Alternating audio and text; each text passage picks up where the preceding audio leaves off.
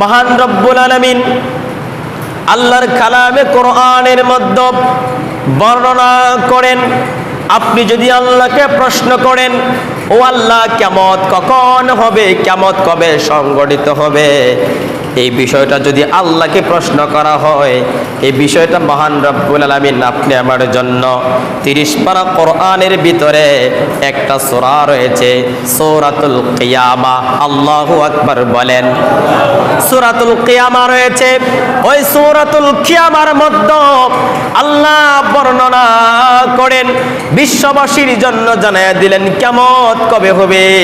ইয়াসআলু আইয়ানা ইয়াউমুল কিয়ামা, সে মানুষ প্রশ্ন করে কিয়ামত কবে হবে, কিয়ামত কখন হবে।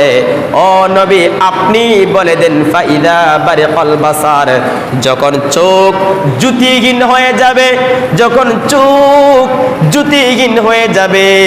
ফাইদা বারিকাল বাসার ওয়া খাসাফাল কামার, এবং আকাশে যে চাঁদ রয়েছে ওই চাঁদ যখন কিরণহীন হয়ে যাবে। ওয়াজুমিআ শামসু ওয়াল কামার, এবং চাঁদ সূর্যকে একত্রিত করা হবে।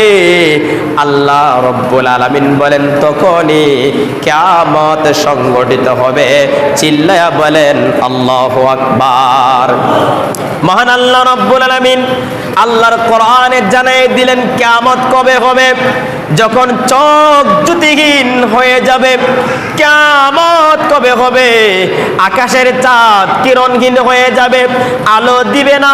বর্তমানে আকাশের চাঁদ যেইভাবে লাইট হয়ে যায়, যেইভাবে আলো দেয়, কিয়ামত যখন হবে ওই আকাশের চাঁদ তখন ওইভাবে আলো দিবে না, কিরণহীন হয়ে যাবে।